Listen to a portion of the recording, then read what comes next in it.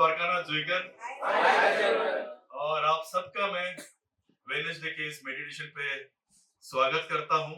एक बार जोरदार ताली आपकी।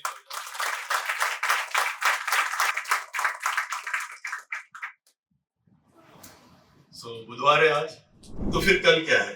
इंडिपेंडेंस डे किसका है? इंडिया का इंडिपेंडेंस डे है। तो बात स्वतंत्रता की जब निकलती है तो बहुत इजी है बात करना कि हमें फ्रीडम मिला, जिनकी वजह से मिला उनके लिए भी हम लोग बात कर सकते हैं। लेकिन जिनके लिए मिला है उनको ये मालूम है कि जिन्होंने हमें ये दिया है उसका इम्पोर्टेंस क्या है। हेलो, मैं क्या बोला समझ रहे? आपने पहले दिया है, आपने पहले इंडिपेंडेंस है ना, क्या प्रजासत्ताक दिन है? अच्छा, कितना है? 77 कंप्लीट हुआ, इंजन नंबर है। तो ये सब जो बातें हैं, जब स्वतंत्रता की बात करते हैं हम, तो हमेशा आपने एक बात सुनी होगी, राष्ट्र, नेशन फर्स्ट, नेशन फर्स्ट। लेकिन नेशन फर्स्ट कैसे होता है? मैं वही बोल रहा हूँ, एक स्लोगन है, लेकिन वो स्लोगन कैसे जिया जाता है? नेशन फर्स्ट मतलब क्या? देश को आगे रखना है, देश को आगे लेके जाना है, लेकिन क्या, वो क्या होता है? हम लोग ने पहली से लेकर 10वीं तक पढ़े हैं, फिर वो ज्योग्राफी हो या हिस्ट्री हो, ठीक है, उसमें से हम लोग ने कुछ ना कुछ तो अध्ययन किया है, जिसमें हमें फ्रीडम कैसे मिला और फ्रीडम फाइटर्स के जो है स्वतंत्र सेनानी, उनके बारे में थोड़ी बहुत जानकारी। फिर आगे कॉलेज में, वहां जाके हमें फ्रीडम मिला। जो हम लोग सोचते थे ना 10वीं तक हमें फ्रीडम नहीं मिला, तो हमें लगता था जब कॉलेज में जाएंगे तो हमको वैल्यू फ्रीडम बता रहा हूँ। तो हम लोग ने फिर कॉलेज में आने के बाद ऐसे फ्रीडम नहीं चाहिए, ऐसे फ्रीडम नहीं चाहिए, पता ही नहीं चला कि फ्रीडम है या स्टारडम। आप लोग इससे पॉलिसी से कनेक्ट हो सकते हैं, क्योंकि दोस्तों जिन्होंने फ्रीडम हमें दिया उनके कॉलेज के दिन क्या है सोचा है?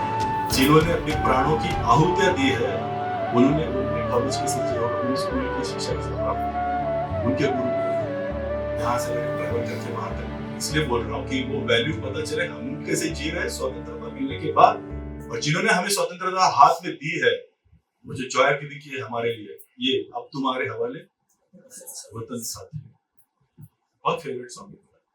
लेकिन वो वतन देने के बाद हमें हमारा तन उस वतन के लिए है क्या? जब हम भारत माता की बात करते हैं तो बात करते हैं ना, मैं किसी दूसरे की बात नहीं करूंगा, मैं अपनी बात करूंगा।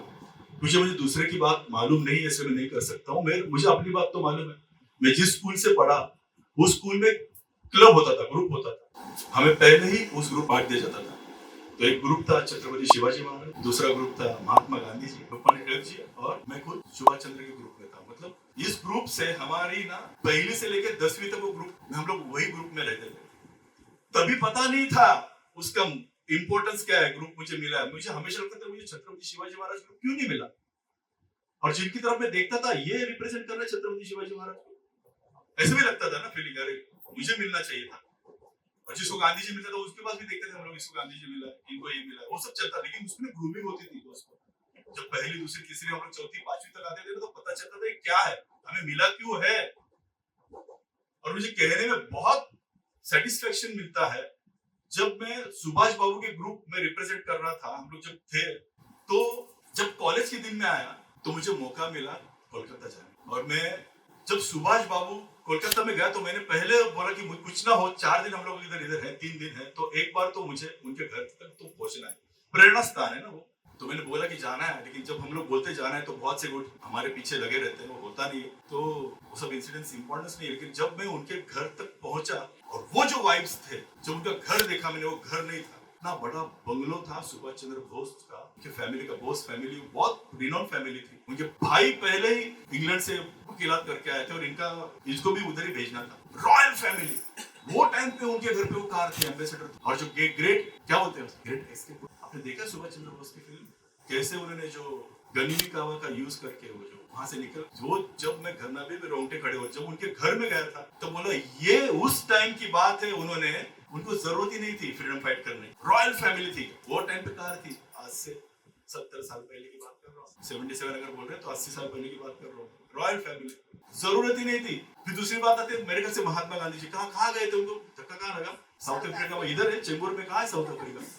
अरे साउथ अफ्रीका में है ना, वहां उनको, वो लोग थे कौन इतने, हम लोग अभी तो पंढरपुर ही जाते हैं या फिर इधर जाते आते गुजरात तक जा सकते हैं, दिल्ली तक। उन लोग वो समय पे साउथ अफ्रीका जा रहे हैं, कोई लंदन जा रहे हैं, उनको जरूरत ही नहीं थी, लेकिन फिर उन्होंने फ्रीडम की अहमियत जानी ना वो टाइम। उन्होंने वो डिसिप्लिन से, वो जद्दोजहद करके, उतना डेडिकेशन करके वो लड़ाई लड़ी करके हम लोग आज वो जी रहे हैं। इसलिए मैंने बोला आपका कॉलेज का जीवन कैसा था? रोज डे, साड़ी डे, है ना, चॉकलेट डे, वो सब पता है ना सर। और फिर बात वो नहीं है, मैं बात स्वतंत्रता की कर रहा हूँ, जो फ्रीडम मिला उसकी अहमियत क्या है। मैं दोस्तों ये बात इसलिए कर रहा हूँ ना, मैं आपसे सेशन शेयर नहीं कर रहा हूँ, मैं आपके सिर्फ ना मेरी भावनाएं शेयर कर रहा हूँ जो मैंने जिया है। जब मैं 5वीं और 6वीं क्लास में था तब मेरे हाथ में बुक आई छत्रपति शिवाजी महाराज। आपको क्या लगता है स्वतंत्रता, स्वराज्य, बराबर है ना, ये पहला वर्ड किसने इस्तेमाल किया?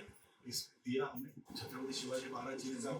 स्वराज्य, मेरा ऐसा मानना है, आप भी स्टडी करो, उस पर पढ़ो और मुझे भी बताइए। मैं जब तक जितना तक मैंने पढ़ा है, जाना है, सर्च किया, रिसर्च किया, फ्रीडम, स्वराज्य, इसकी पहली नींव रखी थी शहाजी राजे भोसले। जहां तक मैं पढ़ा हूं, उनको लगा कि हमें गुलामी से मुक्त होना है और उनके साथ में थी जिजा माता। और फिर वो जो नींव है, वो जो पैटर्न है, वो दिए उन्होंने छत्रपति शिवाजी। वैसे पुत्र भाव ऐसा। तो स्वतंत्रता का आंदोलन कहां से शुरू हुआ है? अगर हम लोग प्रेरणा स्रोत वहां से यहां तक है।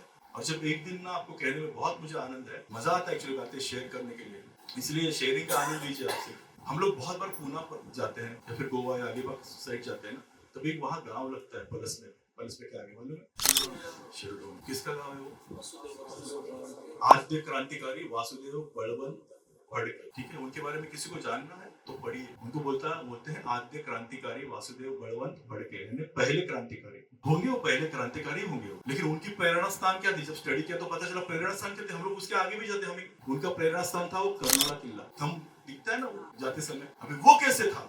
जब रायगढ़ की बात करते हैं ना, ये कनेक्ट है वहां, ये स्वतंत्र संग्राम की बात कर रहा हूँ, इतिहास भी है वहां। रायगढ़ जब महाराज जी के साथ बाद में छत्रपति संभाजी महाराज के पास है, छत्रपति संभाजी महाराज जी के बाद में कौन थी? महारानी ताराबाई के पास। फिर बाद में मुगल आए वहां, और मुगल के बाद लास्ट में अंग्रेजों के पास है। अंग्रेजों के पास है, तब तक रायगढ़ की पूरी अवस्था थोड़ी ये हो गई थी। लेकिन अंग्रेजों को ये मालूम नहीं था, अंग्रेजों को ये मालूम नहीं था कि हो क्या रहा है इर्द गिर्द, ये किलों के इर्द गिर्द। जो हमारे गांव के बच्चे थे, स्वतंत्रता सेनानी जो बने, उनको प्रेरणा कौन सी थी? ये रायगढ़ किला था, ये कर्नाला किला था, ये पन्हाड़ा किला था। उस किले के ऊपर जाके उन लोग गैदर होते थे और जो फ्रीडम फाइट के लिए जो योजनाएं रखते थे ना, क्या करना है, क्या नहीं करना है, इकट्ठा होना है, वो किले पे होते थे। और उनको लगता था ये घूमने के लिए आए हैं, लेकिन वहां लोग जाके स्वतंत्रता संग्राम के लिए वहां वो लोग बातें करते थे। वो कैसे होगा, हमको आगे क्या करना है, मूवमेंट कैसे आगे चलानी है। और जब ये अंग्रेजों को पता चला तो बहुत देर हो चुकी। उसमें बलवंत फडके जी है ना, उनका बहुत मेजर रोल है।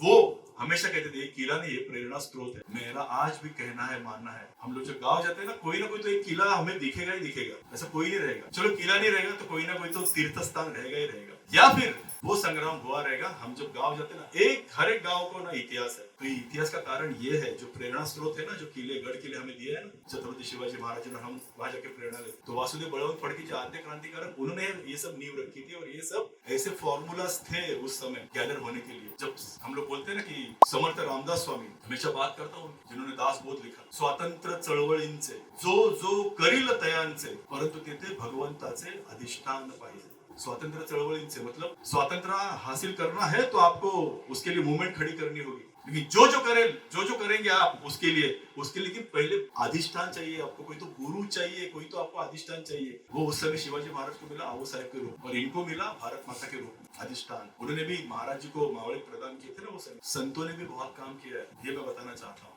इसलिए मैं शेयरिंग का आनंद लीजिए। और फिर बात आती है, ये करते करते जब आगे बात आती है, तो स्वतंत्रता मिलने के बाद हम जो स्वतंत्रता की बात करते हैं तो बहुत दुख के साथ कहना पड़ता है कि आपके रोल मॉडल्स कौन है। तो हमें 350 साल पीछे जाना पड़ता है रोल मॉडल्स के लिए। मेरा रोल मॉडल्स छत्रपति शिवाजी महाराज है ना। हमें करंट रोल मॉडल्स ही नहीं है जिनके साथ हम लोग बोल सके हाँ इनसे जाके मुझे प्रेरणा लेनी।